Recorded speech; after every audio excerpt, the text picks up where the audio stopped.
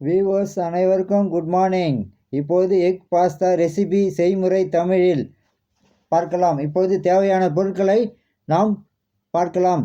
அனைத்தையும் எடுத்து வைத்து கொள்ளுங்கள். தேவையான பொருள்: சமையல் எண்ணெய், 2 வெங்காயத்தை நறுக்கி எடுத்து வைத்து கொள்ளவும், கேரட் பீன்ஸ் நறுக்கி வைத்து கொள்ளவும், 2 முட்டை எடுத்து வைத்து கொள்ளவும், இஞ்சி பூண்டு விழுது எடுத்து வைத்து கொள்ளவும், மஞ்சள் தூள், மசாலா தூள், மிளகாய் தூள், தூள் உப்பு எடுத்து வைத்து கொள்ளவும், தக்காளி கெச்சப் எடுத்து வைத்து கொள்ளவும். இப்பொழுது எண்ணெயை ஊற்றி அதில் வெங்காயத்தை போட்டு வதக்கவும், நன்றாக வதக்கவும். இப்பொழுது இஞ்சி பூண்டு விழுது சேர்த்து வதக்கவும், நன்றாக வதக்கவும். இஞ்சி பூண்டு வாசனை போகும் அளவுக்கு வதக்கவும். இப்பொழுது கேரட் பீன்ஸ் சேர்த்து நன்றாக வதக்கவும். இப்பொழுது நீங்கள் மஞ்சள் தூள், மசாலா தூள், தனி மிளகாய் தூள் தேவையான அளவு சேர்த்து கொள்ளவும். சேர்த்து நன்றாக கிளறவும்.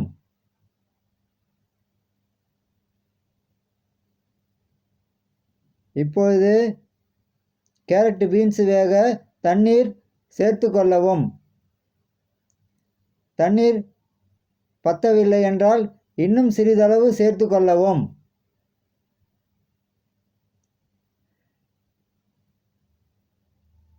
நன்றாக கிளறவும். ஓரளவு கேரட் பீன்ஸ் வெந்தவுடன் நீங்கள் தூள் உப்பு தேவையான அளவு சேர்த்து கொள்ளவும், கிளறவும். மற்றும் நீங்கள் இப்பொழுது சேர்க்க வேண்டியது 2 முட்டை உடைத்து சேர்த்து கொள்ளவும். முட்டை ஊற்றிய பிறகு முட்டை வேகும் அளவிற்கு நன்றாக கிளறவும். அதாவது அடி பிடித்து விடக்கூடாது, டேஸ்ட் மாறிவிடும். அடி பிடிக்காத அளவிற்கு நன்றாக கிளறவும். முட்டை வேகும் அளவிற்கு கிளறவும். இப்போது முட்டை வெந்து விட்டது. இந்த சமயத்தில் நீங்கள் சேர்க்க வேண்டியது டொமேட்டோ கெச்சப் சேர்த்து கொள்ளவும். சேர்த்து கிளறவும். நன்றாக கிளறவும். இப்பொழுது நீங்கள் வேக வைத்து எடுத்து வைத்திருந்த பாஸ்தாவை சேர்த்து நன்றாக இரண்டும்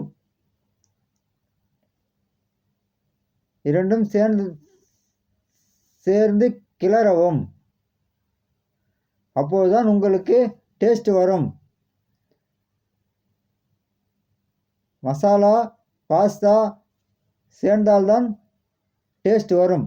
நன்றாக சேர்த்து கிளறவும்.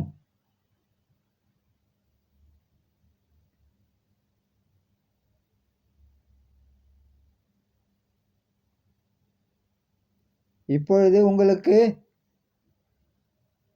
தக்காளி கெச்சப் தேவைப்பட்டால் இன்னும் கொஞ்சம் ஊற்றிக்கொள்ளலாம். நன்றாக கிளறவும். இப்பொழுது எக் பாஸ்தா ரெசிபி ரெடி. நன்றி.